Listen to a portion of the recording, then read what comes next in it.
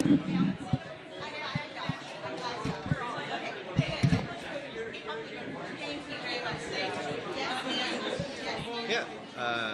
Welcome back. Last stretch here. So here in Dubuque, right? We kind of exist in a tri-state area with Illinois and Wisconsin across the way.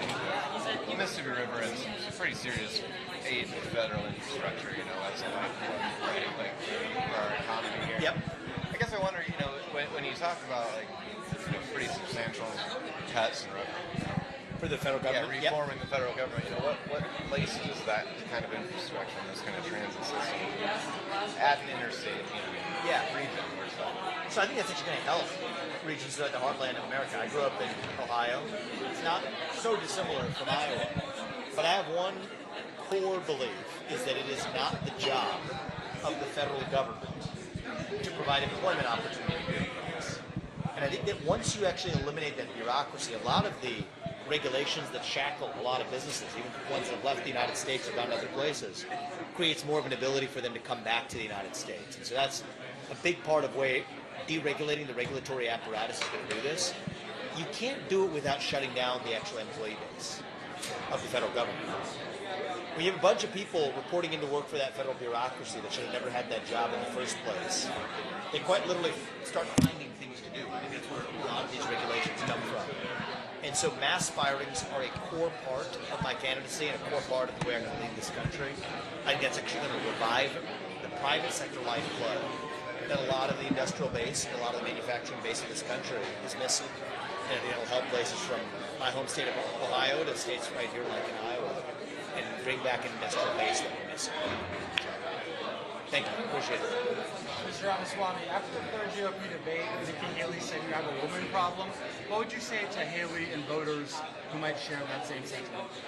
My statement to Nikki Haley is that she has a corruption problem. And I think that it is degrading and downright sexist to say that if you're criticizing somebody because they have a corruption issue, but they're using 2X chromosomes to deflect that criticism, that's degrading to women, it's insulting, and it shows the Kamala Harris tendencies of this woman who's using identity politics as a way to deflect accountability. My response would be she had the gall to say Donald Trump needed to release his tax returns in 2016, when she staunchly opposed him supporting Marco Rubio and Jeb Bush and whoever else she supported. She went on a high horse saying that he needed to release his tax returns. What goes around comes around. I call on Nikki Haley to release her tax returns this time around, abide by the same standards. And you know what? She should also release who are the clients of Allied Defense LLC, her family's military contracting firm. And having 2X chromosomes does not immunize you from that level of criticism. I think it's insulting to women. I think it's insulting to Republicans. And I think it's insulting to Americans across this country that somebody will hide their own financial self-interest in what I believe is rank corruption, trying to use identity politics as a shield. There's another party that's expert at that. That's the Democratic Party. Frankly, she's the manifestation of that identitarian Democratic view in the Republican Party. And I think that she should come nowhere near not only the White House, but the levers of power in this country, because that's everything that's wrong with American politics, is that level of corruption and then using identity politics to shield away from it. I'm not going to fall for that. Yeah, just to kind of piggyback off that a little bit, you've obviously been very critical of Nikki Haley, as you just were. You've also been critical of what she represents as well, because I think it's the Karl Rove, Dick Cheney, Lindsey Graham, old wing of the Republican Party that I think needs to be relegated to the dustbins of history. People want to keep the foreign war machine humming. People want to keep the surveillance state even more expansive than it's ever been. I don't care if you have an R or a D after your name. I think that that's a failure of the American people.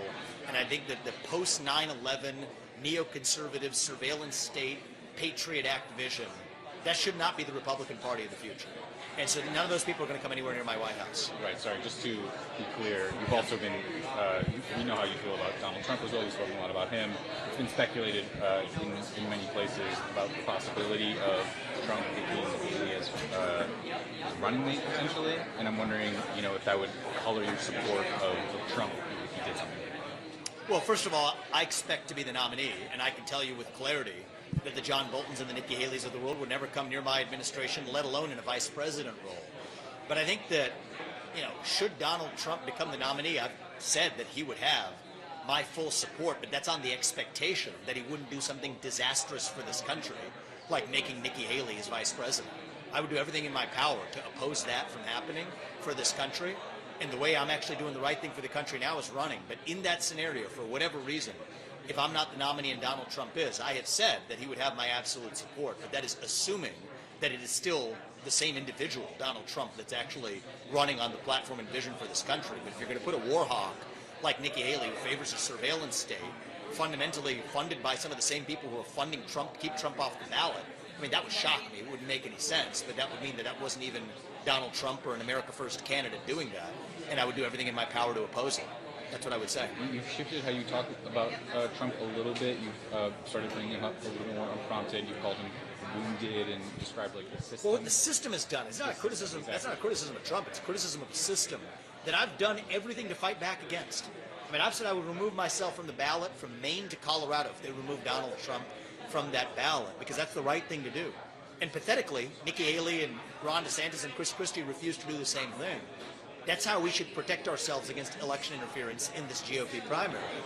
But at the end of the day, now we've got to have a responsibility to our country to open our eyes and see that this system has made a decision by hell or high water, the powers that be, that they're not going to let Donald Trump get anywhere near the White House. You go from the civil suits to then the prosecution at the state level, to then the first federal prosecution, to the second federal prosecution, now extrajudicial means outside of the judicial system altogether to just remove him from the ballot. It's wrong, and I've pushed back on that more than anybody else has, because it's the right thing to do. Heck, I've gone to file FOIA requests and take legal action against even the Biden administration, demanding the information of what Biden and Merrick Garland told Jack Smith. So I will stop at nothing, and for me it would be not the self-interested thing to do, but I've been as clear as I can be. But at this stage, as we're heading into 2024, we cannot walk into a trap where this system eliminates Donald Trump from contention and then trots Nikki Haley or some other puppet that they can control into the White House. That's not good for this country. And I'm in this race to the very end to make sure that we do the right thing for this country rather than to walk into that trap. So I'm curious about you saying, you're talking about the trap. That's really what I'm asking about. I'm wondering if you bringing up that idea or that image was prompted by anything particular, other conversations with voters or events in the news? It's prompted by just the reality of what you see even happening in the last 30 days. 2 different states taking active steps to remove a presidential candidate from a ballot. This is unprecedented. It's dead wrong. It's unconstitutional. I'm against it, and I've been as vocal against that as I can be. But I never thought we would get to the day where you have individual Secretary of State waking up on a given day and just attempting to take a major presidential candidate off the ballot. That's not America. That's a bastardization of what this country was founded on. And I think at that point, when you look at what's come in the past 12 months before that, and you look at what happened in the recent past, from suppression of the Hunter Biden laptop on the eve of that last election to a man-made pandemic that we were told did not begin in a lab before it did, that's just the last several years. If we fail to learn those lessons and simply blithely go into a year assuming that it's going to be business as usual, I think we're going to be wrong. And I think the system has made clear that they have an anaphylactic response to this man. I think it is sad, and I've done everything I can to fight against it, and I will continue to push back against this corruption. I think this unconstitutional behavior. But it's up to us, to our GOP primary base, and to our America First movement to say this movement cannot end with Donald Trump. And it is up to me. I believe you've got the future of America First standing right here. It's my job to take this to the next level. And we cannot walk into what I do believe is a trap that the system is trying to lay. Trotting, I was going to think it was initially Gavin Newsom or Michelle Obama they're going to trot out. I think it's increasingly clear that system is propping up Nikki Haley, from the mainstream media establishment to the donor establishment to the establishment within the Republican Party to, frankly, the establishment that's funded much of the Democratic Party, now stepping up to prop up a puppet they can control, advancing a pro-war agenda that keeps the foreign war machine humming while keeping the surveillance state even more active than it's ever been, even under a Democrat, tying social media accounts and internet accounts to government-issued ID. This is Orwellian, post-9/11 Patriot Act stuff. And so I refuse to stand by and just watch that happen in slow motion. And the first step to solving a problem is to name it. And that's what I've been doing. Yeah! From the voter about Biden's primary disproportionately affecting Black and brown communities. So I want to ask again, where do you stand on releasing non-violent offenders, and then also on decriminalizing certain drugs outside Yeah, I'll give you a clear answer on both. So I think before we even have the conversation of any type of criminal release, we actually need to focus on making sure that we actually are putting behind bars the kind of people who need to be put behind bars responsible for violent crime. It's actually gone up across the cities. The next thing we need to do is bring back those mental health institutions. So I would say, Kendall, those are the top two priorities. We've got to get that right before we turn to what you could think of as any reevaluation of whether the people who are behind bars should be treated any more leniently than they already are for violent crimes. That's where I'm at on it. And that tells you a little bit of how I think as a leader. Yes, do I think our legal immigration system needs some reform? Of course it does. But I've said that we need to fix the illegal mass migration invasion crisis we have at our southern border fully and deport anybody who's in this country illegally before we look at those reforms then, which comes next. So I believe in working step by step. And the major problem we have right now as it comes to our law enforcement is at the local level. Local law enforcement is not able to do their job properly. We have a rise in violent crime. And the solution there is more cops on the streets who are able to do their jobs without fear of being sued and bringing back those psychiatric and mental health institutions, after which we can then take a long, hard look at what type of prison reform we do or don't need in a system that hasn't evenly been applied over the course of the last 30 years. Your second question was? And then you said earlier at the last event, I believe, and I'm paraphrasing, that you did the left is in some ways holding our kids hostage. Yeah. Can you elaborate? Yeah, I do think that the left-wing opposition to hiring 3 armed security guards per school is unconscionable. We know that would have a dramatic reduction in the risk that something like what happened in Perry, Iowa ever happen again. 3 armed security guards per school would be an active deterrent to that happening. And I think it's unconscionable that we provide that kind of security at banks or at airports without actually using it to protect our most valuable national asset, which is our children, the next generation of Americans.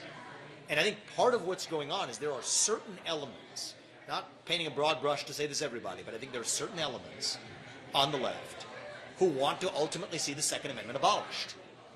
And to say that, you know what, our best chance of doing this is if there are enough school shootings that there may actually be an opportunity to finally use this to pass legislation in a way that otherwise isn't going to happen if you have 3 armed security guards in every school across this country. There was a family that came to that event that we did hold at Perry. Were you there? So it was striking to me that you have a mother talking about how there's 2% of the population, and yes, coming from the left, saying that it was the equivalent of a microaggression or made students feel a little bit unnerved to have armed guards or police officers in their schools. But to use that as a basis to say that the same people want gun control laws passed, I think that those two things are not unrelated. And so my view is that that's a shame that people who should be on the same side of an issue to protect our children can't get that basic measure passed. But I'm hopeful that I'll be able to lead this country so that we're able to revive those kinds of common sense solutions. For a tiny fraction of what we're spending on the Federal Department of Education, we absolutely can and should pay for 3 armed security guards in every school across this country. And I think that's what it means to actually protect our children. So thanks for the question. About the left, are you talking, who are you talking about? Well, I mean, left is a broad movement, just like talking about the right is a broad set of movement as well. But here narrowly, I'm talking about a movement in this country that is at once hostile to the Second Amendment, yet at the same time also opposed to putting 3 armed security guards in every school. So that's where I lie. Mr. Ramaswamy, when you say they will stop at nothing, and I mean nothing from keeping former President Trump off the ballot, what do you mean when you say, and I mean nothing? The system has been far more imaginative than I've been. If you had asked me at the start of last year, 12 months ago, would they be using Section 3 of the 14th Amendment to remove Donald Trump without judicial process from the ballot, I would have said that was crazy. If you had told me there was federal prosecutions to try to prosecute a sitting president on legal theories that had never been used in contravention of case law from Alvarez to the Clinton sock drawer case, I would have said that would have been crazy. If you had told me that there was a New York level, state level prosecutor going after Donald Trump on an untested theory of illicit campaign contributions in an effort during a presidential election to try to disqualify or interfere with an election, I would have said that I would have never seen that coming. So what the last year has taught me is that this system, whatever tools they will use, go far beyond what a guy like me could predict. But heading into 2024, I think we now have to then have the humility to say, the system has sent the signal that, I don't know, water. They will stop at nothing. And I think this time around, it's up to us to open our eyes. I think that's